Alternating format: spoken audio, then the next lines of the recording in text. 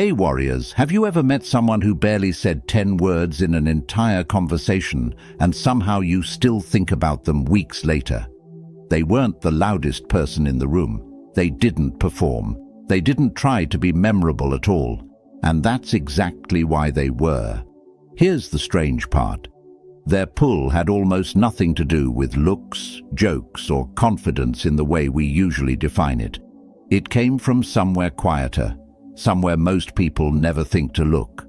Epictetus said, "We suffer not from what happens to us, but from our judgment about it." Attraction runs on the same hidden wiring. It isn't built from trying. It's what's left over once a person stops performing. Today, 10 habits, not tricks, not manipulation. Real shifts most people never notice they're missing, in themselves or in the people who quietly pull a room toward them. A few of these will feel obvious the second you hear them. One or two might sting a little because they'll point at something you already suspected about yourself and never said out loud. That's fine. That's actually the point. Some of this you'll recognize in people you already know. A quiet co-worker everyone somehow trusts more than the loud one. A friend nobody can quite explain why they gravitate toward. By the end, you'll probably know exactly why. Like this if you want more of this. Comment which habit you think you already have. And don't skip ahead. These build on each other. I want you to drop this affirmation in the comments. I am quietly magnetic. Number 1 is simpler than you'd expect. Number 1, make people feel easy around you. Think of the last person who made you feel completely at ease. Go on, picture their face. Chances are they didn't say anything clever. They didn't do anything really. You just exhaled around them. That's habit 1, and everything else on this list is built on top of it. If people feel measured, rushed, or quietly judged around you, nothing else matters. You could nail every other habit on this list and it wouldn't save you. Marcus Aurelius wrote, in a journal he never meant for anyone else to read, that a person's worth is measured by what they pursue. He wasn't chasing admiration. He wasn't performing virtue for an audience of one. And that, oddly, is what made him easy to be around. No hidden test, no invisible bar to clear. You felt the opposite too. Someone silently sizing you up, waiting for a wrong word so they can pounce. Exhausting, right? Now think about someone who just lets you be a little awkward without flinching. That's the person you remember. Drop your own guard first. You can't ask someone to relax while you're bracing for their judgment. It shows up in the smallest places. How you respond when someone says something slightly wrong. Do you correct it right away or let it pass so they can recover on their own? Whether you rush to fill every silence out of your own discomfort or let a quiet moment just exist. People calibrate how safe they feel with you off dozens of tiny signals like that, almost none of them spoken out loud. You probably don't clock yourself doing any of it. They clock it constantly. There's a version of this you've probably lived on the other end. A room where everyone's a little too polished, a little too careful with their words, and you find yourself editing every sentence before it leaves your mouth. Nobody said anything wrong. It just felt unsafe to be unfinished. Now think of a room where that pressure wasn't there, where a half-formed thought was fine. Which room do you actually want to walk back into? If that one already hit harder than you expected, subscribe. We've got 9 more to go. Number 2, listen like you actually care. Quick question. When was the last time someone listened to you and you could actually feel it? Not nodded, not waited for their turn. Actually listened. If you're struggling to remember, that's the point. Most conversations aren't conversations at all. They're two people taking turns talking while they wait to talk again. The psychologist Carl Rogers spent decades studying what actually makes people feel understood in a conversation, and his findings weren't about advice at all. People rated a conversation as meaningful almost entirely based on whether they felt fully heard while they were speaking, regardless of what, if anything, the other person said back. Not the wisdom of the response, just the quality of the attention that came before it. Real listening is uncomfortable at first. It means letting a sentence finish without jumping in, asking a follow-up that has nothing to do with steering things back to you, noticing what someone didn't say, the pause before they answered, the subject they skipped a little too fast. Here's what almost nobody talks about, though. Listening well doesn't just help the other person, it changes you.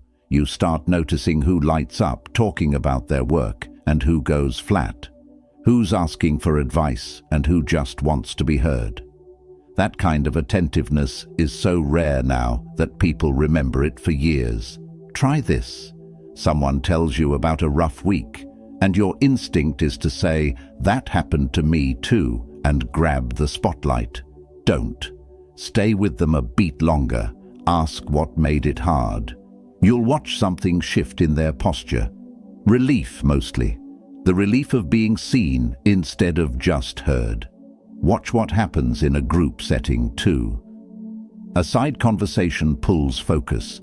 Do you drift toward the louder voice, or stay anchored to the person you were already talking to? That single choice says more than most sentences ever could.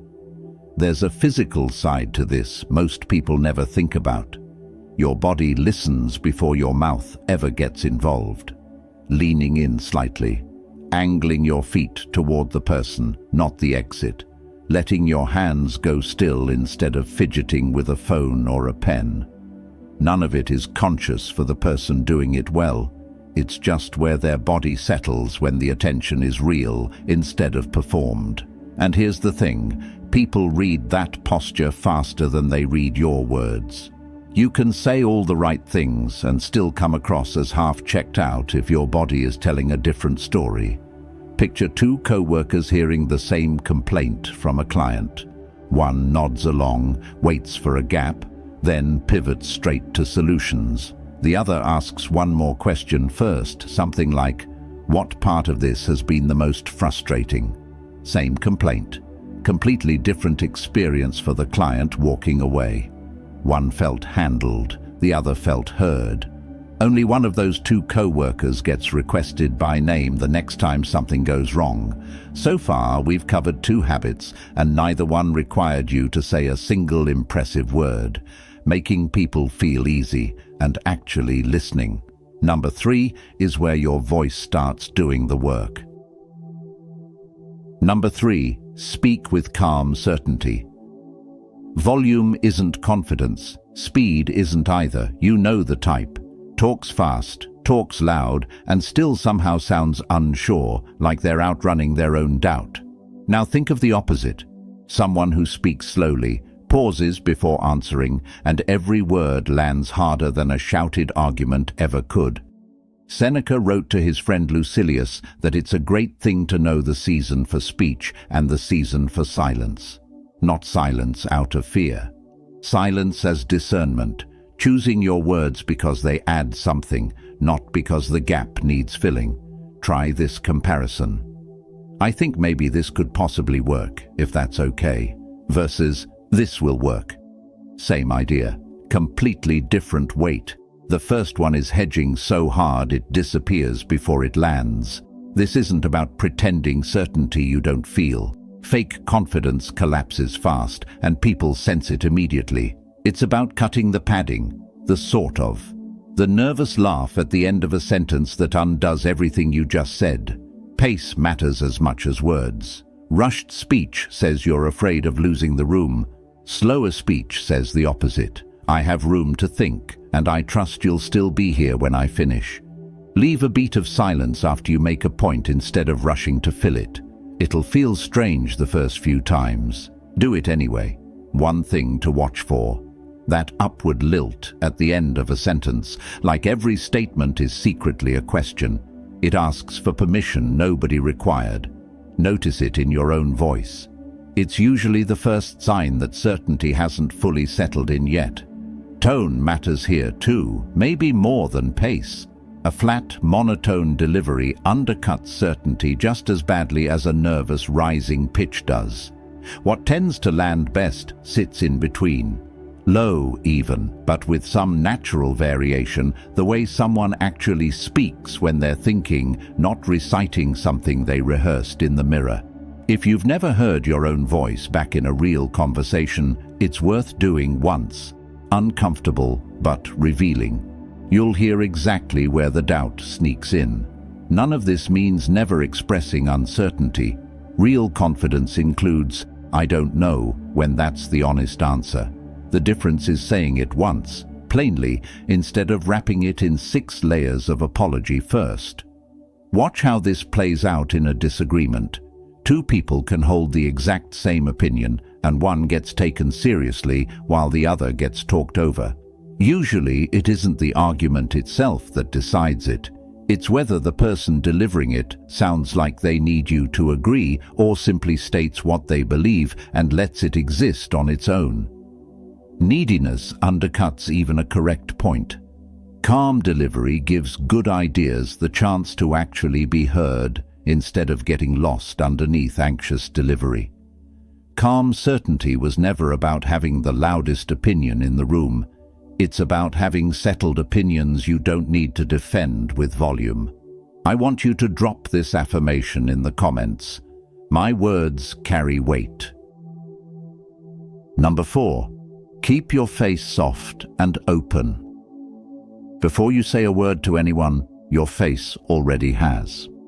A tight jaw, narrowed eyes, a flat, pressed mouth. People read it in under a second, often without knowing they're doing it, and they adjust how they approach you accordingly. Your inner state surfaces whether you want it to or not, and nowhere more honestly than in your face. The uncomfortable truth is, most people have no idea what their resting expression actually looks like to a stranger. It's not intentional, it's just where the face lands when nothing's actively performing warmth. And that default shapes every first impression before a single word is exchanged. This isn't about faking a smile. People clock a performed smile instantly, and it tends to unsettle more than a neutral face does. It's subtler than that. Relaxed eyes, an unclenched jaw, a default of mild curiosity instead of mild suspicion. The real test isn't your face when things are calm, it's your face under pressure. A mistake gets pointed out, a plan falls apart. Does your expression harden instantly, or does it stay open, even while you're clearly working something out? People learn from that single moment whether stress makes you unsafe to be near. Try this the next time you're standing somewhere waiting, a line, a lobby, a meeting that hasn't started yet.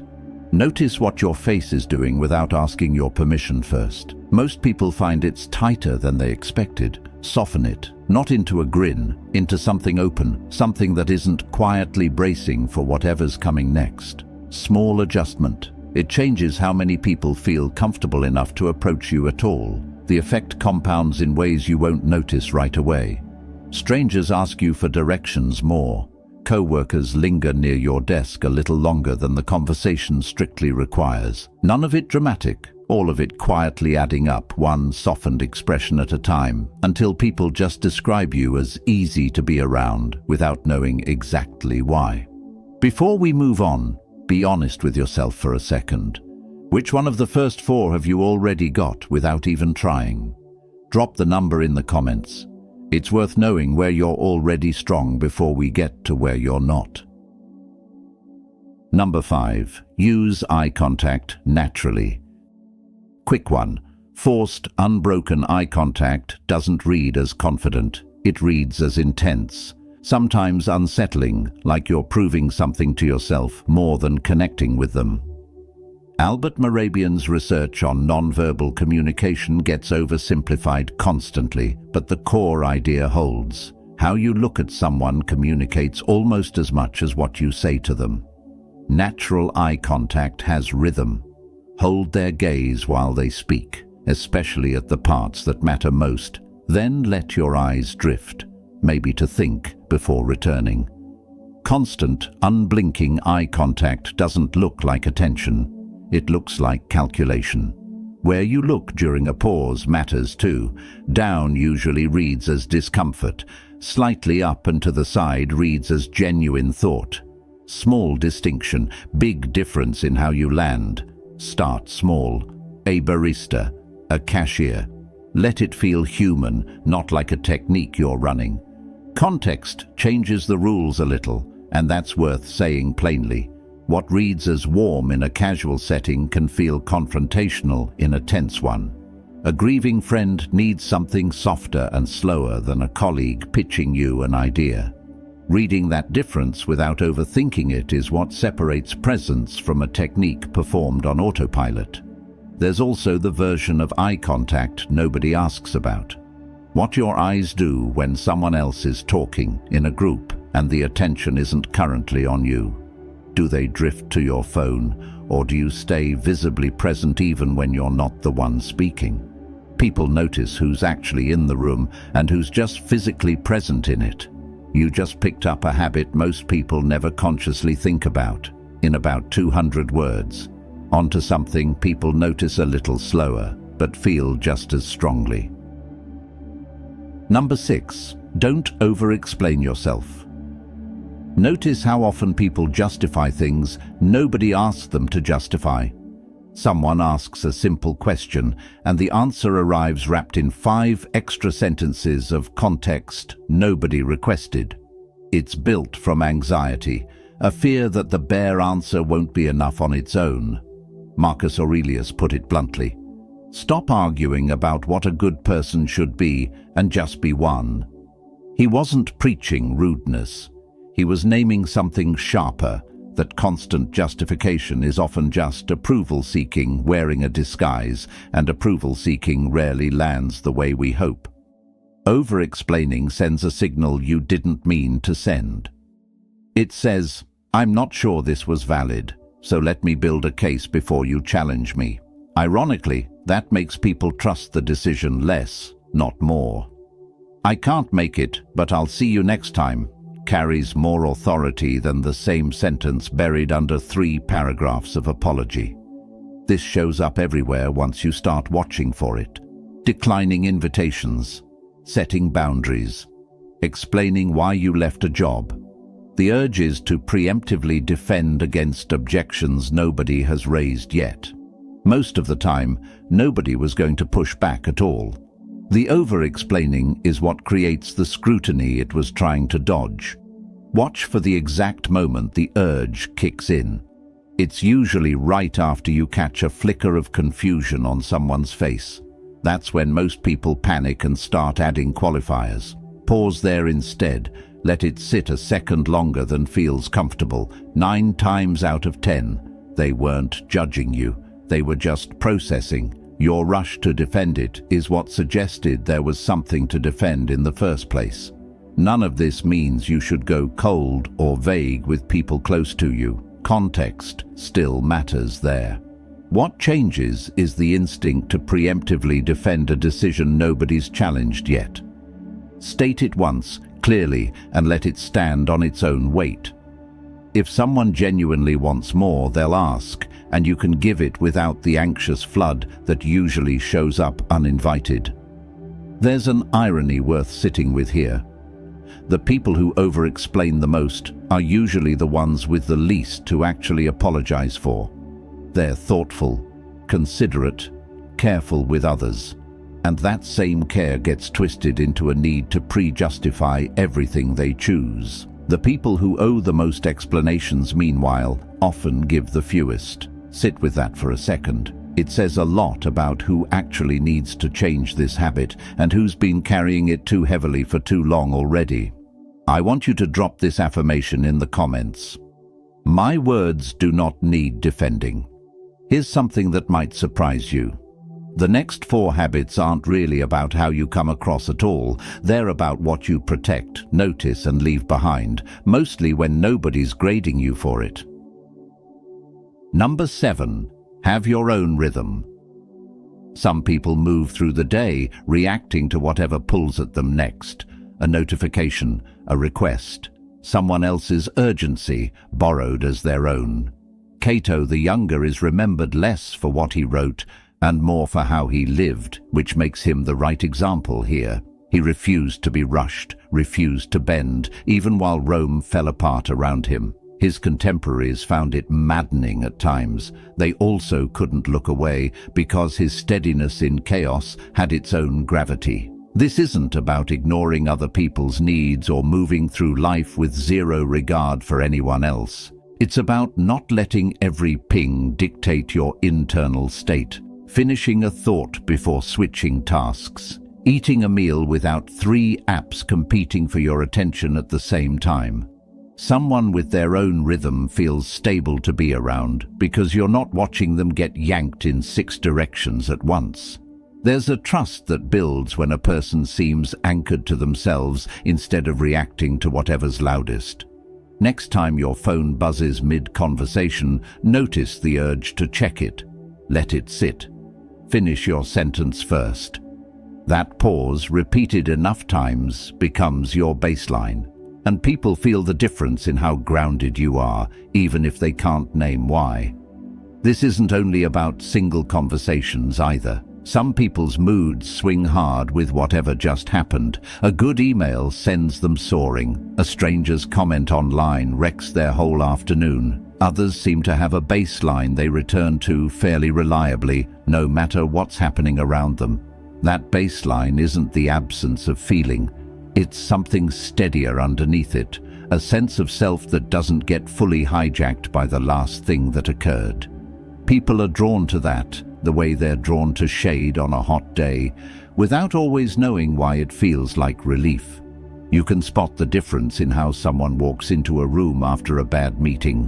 One version storms in, still carrying it, and the tension spreads to everyone nearby without a word being said. The other version has already processed it somewhere on the way over and walks in present, not performing calm, just actually at their own baseline again. That second version is rarer than it should be, and it's built, not born. Number 8. Take care of small details. Big gestures get noticed once. Small, consistent details get noticed for years. The friend who remembers how you take your coffee. The person who brings up a detail from 3 weeks ago, proving they were actually listening at the time. Minor in isolation. They accumulate into a reputation no single grand gesture could build alone. Picture the best hotel concierge or barista you've ever dealt with. It's rarely the one who did something extravagant. It's the one who remembered your order without you repeating it, or asked how the flight actually went after you'd mentioned a delay in passing. Nothing dramatic happened. You just felt for a second like a specific person instead of a transaction. That feeling is what this habit is actually built from. Showing up on time isn't just punctuality. It's a quiet statement that you value someone's time as much as your own. Remembering a small preference tells someone you were actually present in a previous conversation, not just waiting for your turn to talk. None of this needs grand effort. It needs attention, which is a different resource entirely. A short message the day after someone mentioned something hard, asking how a specific thing turned out instead of a vague, "How are you?" costs almost nothing, lands harder than people expect. And this is the part that resists shortcuts entirely. You can't fake noticing something. Either you actually registered that someone's dog was sick or you didn't, and no clever follow-up manufactures that memory after the fact. There's a compounding effect that's easy to underestimate. One thoughtful detail is nice. A pattern of them, stretched over months, builds a reputation as someone who genuinely pays attention. And that reputation ends up being one of the most attractive qualities a person can carry, quietly, without ever announcing it to anyone. The people in your own life you'd actually call thoughtful probably didn't earn that reputation with a big gift. Chances are it was something smaller. It's the small thing they somehow remembered months later that you'd half forgotten you'd even said out loud. This is also where consistency beats intensity every time. One grand romantic gesture, one impressive favor, gets a reaction in the moment and fades fast. A pattern of small, unremarkable attentiveness builds something a single gesture never could, a settled sense that you're the kind of person who actually pays attention day after ordinary day, not just when there's an occasion demanding it. Number 9. Be selective with your energy. This one might sound a little cold at first. Stay with it. Not every conversation deserves your full self. Not every room deserves your best version. That sounds almost selfish until you realize it's actually one of the more protective habits on this entire list. Carl Jung described psychic energy as a finite resource, one that gets depleted by constant outward performance, particularly for people who lean introverted, overextend socially without protecting some reserve for genuine reflection, he argued, and you eventually hollow yourself out until there's nothing left for anyone, including yourself. Being selective doesn't mean being cold to strangers or withholding basic warmth from people who don't know you yet. It means recognizing that being on for every single interaction drains something that doesn't refill on its own. The people who seem effortlessly magnetic usually aren't performing equally for everyone. They save their fuller presence for what actually matters, and that scarcity is part of what makes their attention feel valuable when you get it. Notice which interactions leave you energized and which leave you hollow, even when nothing overtly bad happened. That's useful data. It doesn't mean cutting people off. It means adjusting how much of yourself you bring somewhere that consistently drains you, and saving the fuller version for people who actually receive it well. Recall the last time you gave everything to someone who barely noticed. Now, compare it to the last time you gave a smaller, more measured version of yourself to someone who valued it. Which one left you feeling more like yourself afterward?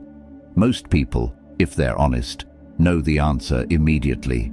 This habit is uncomfortable if you were raised to believe constant availability equals kindness. It doesn't.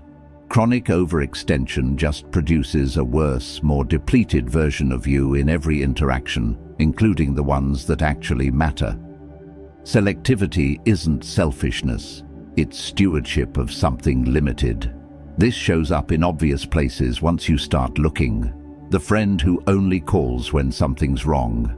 The group chat that drains you every single time, no matter how funny it is in the moment. None of these people are necessarily bad. Most have no idea what they're costing you. But knowing the cost and choosing where you spend yourself accordingly is the entire skill. And to be clear, this isn't permission to withdraw from everyone who isn't immediately rewarding. Some of the most important relationships in your life will go through stretches where they take more than they give, and that's simply part of caring about people. The habit is about noticing where the cost never gets returned, anywhere, ever, and adjusting your presence accordingly instead of pretending you don't notice. One more habit left. It's the one that quietly holds all 9 of the others together. Number 10. Leave people feeling better. Notice how you feel after spending time with different people in your life. Some interactions leave you lighter, others leave you strangely tired, even when the conversation itself was pleasant on the surface. That difference isn't random. Psychologists call it emotional contagion. Moods and emotional states transfer between people almost involuntarily, through tone, expression, energy, usually without either person consciously registering it's happening. If that's even partly true, every interaction you have is quietly depositing something into the other person, whether you mean it to or not. This doesn't mean forcing positivity you don't feel. Fake enthusiasm drains just as hard, and people usually sense the gap. It means something more specific. Making sure the person you just spent time with leaves a little more understood, a little less alone, a little steadier than before the conversation started. Think about the 2 kinds of people you've met, who each claim to be just being honest. One uses it as an excuse to unload criticism nobody asked for and calls it authenticity. The other tells you a hard truth, but somehow you still walk away feeling respected instead of diminished. The honesty was identical, the delivery and the care underneath it was not. That difference is the entire habit in miniature. Every habit on this list points here. Making people feel easy, listening without an agenda, speaking with calm weight instead of anxious filler, keeping your face open, meeting eyes naturally, not over-explaining, moving at your own pace, noticing small details, protecting your energy so what you give is real. All 10 converge on this single outcome. You don't need to remember anyone's name to have this kind of impact, though it helps. You need presence, real attention, and the discipline to bring your steadiest self into the room instead of your most anxious one. Do it consistently, and people start describing you as someone they feel calmer around without fully knowing why. Ask yourself this after almost any interaction. Did the other person likely walk away a little lighter or a little heavier? Not because you performed for them, because of how you actually showed up. That one question will reshape more of your behavior than any advice ever could. It's also, in a strange way, the most testable habit on this entire list. You don't need a personality test or a stranger's opinion to check your progress. Just that one question, asked honestly after the interactions that actually matter to you. Years from now, most people won't remember the exact words you said to them. They won't remember your best joke or your sharpest point in an argument. They'll remember how they felt walking away from you. That's the part that stays, and that's the kind of attractiveness that doesn't fade with time or looks or circumstance. None of these 10 habits are complicated. That's probably why so few people actually practice them. We assume magnetism is some rare trait you either have or don't. Really, it comes down to a handful of quiet, repeatable choices. Making people feel easy, listening fully, speaking with calm weight, keeping your face open, meeting eyes naturally, letting your reasoning stand without over-justifying it, moving at your own rhythm, noticing small details, protecting your energy, and leaving people a little better than you found them. You don't need all 10 today. Pick one. Practice it this week until it stops feeling deliberate and starts feeling like you. Then move to the next. The people who carry this kind of quiet presence didn't get there through one breakthrough weekend. They built it slowly, in ordinary moments nobody was watching.